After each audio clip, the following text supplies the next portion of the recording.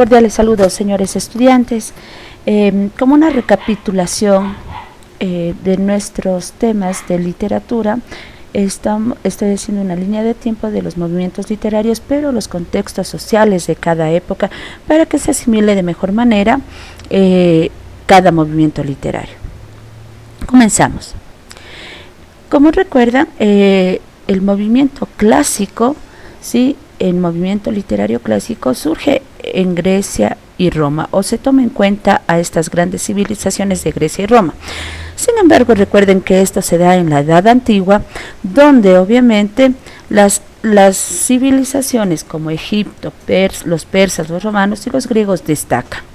Recordando que Egipto está a lo largo del río Nilo, norte de África, los persas están en el Oriente Medio, Mesopotamia, los romanos obviamente surgen en la bota itálica, según mitologías o crónicas de historia, pero se extienden a la mayor parte de Europa, parte de Asia y parte de África.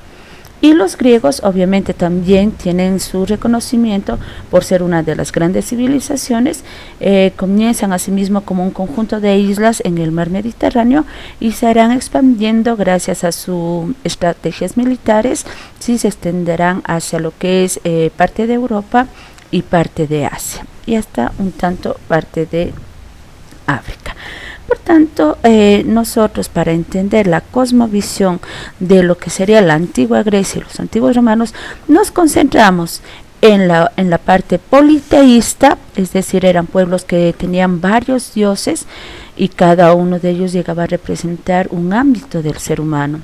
Las cosechas, el mar, las tempestades, la guerra, el viento y así como estos ejemplos muchos más. Por tanto, la literatura griega en el movimiento clásico, ¿sí? Nos va a referir a esto, a los dioses, y no solamente a ellos, sino al ser humano. Cómo intervienen los dioses con respecto al ser humano y cómo el ser humano deberá sortear dificultades, pestes, problemas, seres fantásticos creados por los dioses. Entonces, por eso en la literatura de la antigua Grecia y Roma, es decir, de la época greco-romana, tenemos estos dos temas, ¿no? El politeísmo y el ser humano combatiendo, luchando, ¿sí? Los diferentes percances que recibirá por medio de los dioses. A continuación tenemos la Edad Media. La Edad Media, como ustedes recuerdan, ¿no? Se da desde el siglo V después de Cristo hasta el siglo XV y obviamente el contexto social e histórico cambia. El primer cambio que tenemos es que las grandes civilizaciones, los grandes imperios llegan a su declive y se subdividen. Ya no tenemos al imperio, sino tenemos la unidad más pequeña que serán los reinos. Y como tenemos reinos, tendremos a un rey y a sus súbditos, personas que trabajan para el rey. Pero aquí en la Edad Media destacan dos temas justamente por este cambio histórico y social. ¿Sí? Tenemos a la Iglesia, se ha unificado, se ha consolidado ya una sola religión y pasamos de ser politeístas a monoteístas. Y obviamente se darán dos clases sociales, la clase social alta del rey y toda su corte de honor, y también por otra parte tendremos la clase social baja, ¿no? Los súbditos y todos aquellos que trabajan para el rey. Por tanto, la literatura del movimiento medieval se concentrará en eso, ¿no? En la religión, para consolidar esta nueva religión monoteísta, el rey y sus súbditos. Obviamente tendremos a los caballeros que realizarán o que llevarán a cabo las guerras en nombre del rey para defender primero el reino y también para conseguir actos heroicos mandados por el rey, como por ejemplo las cruzadas, la guerra santa en recuperación de lo que será Jerusalén. Pasamos al Renacimiento. El Renacimiento sigue hablándonos en el contexto social de los reinos. Sin embargo, hay un pequeño cambio. La Iglesia va a ir quedando de lado, va a perder todo el poder o la mayor parte de su poder y comenzará a florecer o a renacer, ¿sí?, el arte y la ciencia. Les he puesto dos ejemplos aquí. Tenemos obviamente la creación realizada por Miguel Ángel. Esta obra se encuentra inclusive hasta el día de hoy, se conserva en lo que sería la Capilla Sixtina en el Vaticano. Y en el lado derecho tenemos como boceto de lo que sería una especie de nave, ¿no?, de los primeros transportes que volarían, realizado por el conocidísimo Leonardo da Vinci. Por tanto, tenemos estos dos contextos. Los imperios siguen las clases sociales, se dan otros cambios sociales, históricos, pero lo que aquí, referido a la literatura, se da con más fuerza es el arte y la ciencia.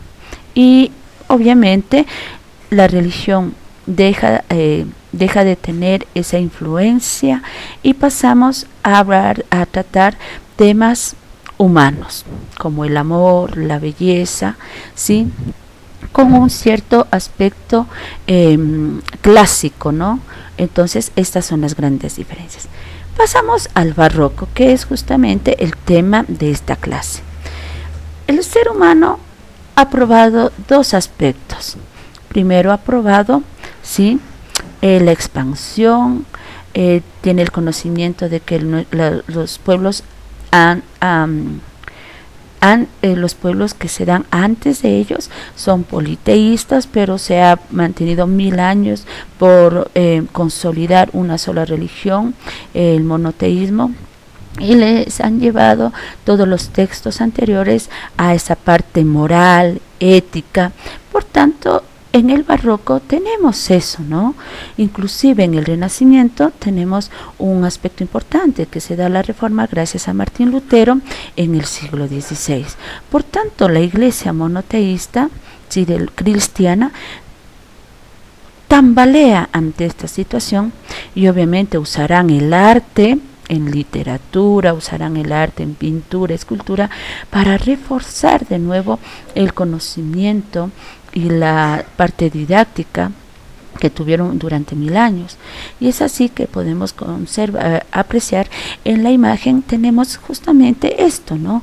Una iglesia llena de columnas, de imágenes que representan a santos, a la concepción religiosa, sí, pero como ustedes ven es muy cargado, porque lo que deseaba la iglesia es usar el arte para volver a educar al pueblo que dejaba de creer, o al menos ya no creía con tanto fervor, ¿sí? Porque pasaron ya un siglo donde la ciencia y los temas humanos fueron lo más importante, fue lo principal. Y a continuación, obviamente, dado esta disputa, digamos así, entre estos dos conceptos, ¿no?, lo moral, lo religioso, lo ético, y el concepto humano y todo lo que lo conlleva, tendremos esta parte de acá. Podemos apreciar en la imagen de la derecha, ¿sí?, la concepción de la vida y la muerte. Por tanto, los barrocos también tienen esa percepción de pesimismo, no saben qué hacer, no saben cómo enfrentar la vida con tantos conceptos que llevan hasta ese momento. Por tanto, la literatura va a tener estos dos temas. El movimiento barroco se va a acercar o va a abordar estos dos temas, ¿no? La vida y la dificultad, soy humano, voy a perecer si no sigo o llevo a cabo lo que me pide la iglesia. Y también, pues bueno, la libertad de pensar que la iglesia no ha estado en todo o está un poco equivocada, por tanto entonces no hay que vivir de manera libre. Por tanto, aquí se darán estos dos temas muy contrarios, muy antónimos, y la literatura barroca nos va a reflejar eso. Y justamente vamos a tener una figura literaria que, como ustedes recuerdan, se llama antítesis o paradoja, ¿no? Una frase, una oración puesta, bien trabajada, donde la antonimia hará gala de presencia. así como estos movimientos y otros, pues tendremos, ¿sí?, siempre el contexto, o serán influenciados siempre por el contexto social. Lo que pasa en la comunidad, lo que pasa en la sociedad, se reflejará en las letras, se reflejará en las obras literarias, de pintura, artísticas, pero como nuestro tema es literatura, nuestra asignatura es literatura, nosotros nos concentramos más a esta parte.